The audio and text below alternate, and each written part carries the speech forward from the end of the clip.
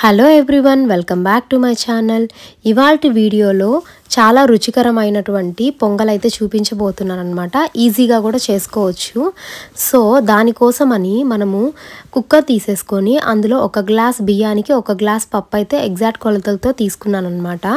దాన్ని నెక్స్ట్ నీట్గా వాష్ చేసేసుకొని అందులో ఎగ్జాక్ట్లీ 5 గ్లాసెస్ ఆఫ్ వాటర్ని అయితే యాడ్ చేసేసుకుంటున్నాను.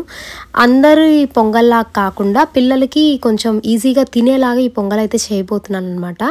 అంటే ఇందులోనే ముందుగానే అన్నీ యాడ్ చేసేసుకుంటాను. సో దాంట్లో అయితే మనము కొంచెం ఉప్పు అయితే యాడ్ చేసేసుకుందాము. నెక్స్ట్ కొంచెం జీలకర్ర యాడ్ చేసుకుందామండి.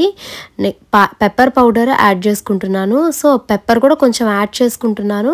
బట్ పెప్పర్ పౌడర్ ఏంటంటే దాంట్లో ఉడికితే కలిసిపోతుంది కాబట్టి పిల్లలు కూడా అది పెద్దగా తెలియకుండా తినేస్తారు. సో ఇంగువ పొడి అయితే వేసుకున్నాను.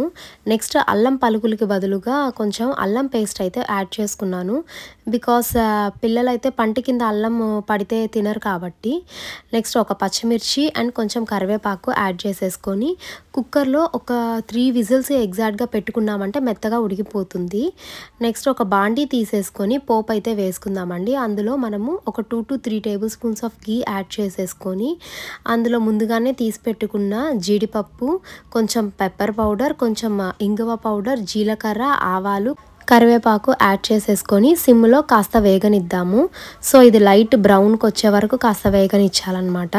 నెక్స్ట్ నేను ప్రెషర్ త్వరగా పోయేదానికి నేను వాటర్ కింద అయితే కుక్కర్ని పెట్టాను, డైరెక్ట్గా ఓపెన్ చేయకుండా. సో నీట్గా ఇదైతే ఉడికిపోయిందండి. సో మనం ప్రిపేర్ చేసుకున్న పోపు అయితే ఇందులో వేసేసుకొని నీట్గా కలుపుకొని సర్వ్ చేసుకోవడమే. నేను ఇందులో మెయిన్గా పౌడర్సే ఎక్కువ యూస్ చేశాను. పచ్చిమిరపకాయ కూడా ఒకటే వేసాను అనమాట, కొంచెం టేస్ట్ బాగుంటుందని. అదైతే తీసి పక్కన పెట్టేసుకోవచ్చు, ఈజీగా ఉంటుంది. సో అల్లము అయితేనేమి పెప్పర్ అయితేనేమి పౌడర్స్గా యాడ్ చేశాను. పిల్లలు బాగా ఇష్టంగా తింటారండి. ఒకసారి అయితే ట్రై చేయండి. సో నా వీడియోస్ కనుక నచ్చితే ప్లీజ్ సబ్స్క్రైబ్ చేసుకోండి, లైక్ అండ్ కామెంట్ షేర్ చేయండి. Thanks for watching.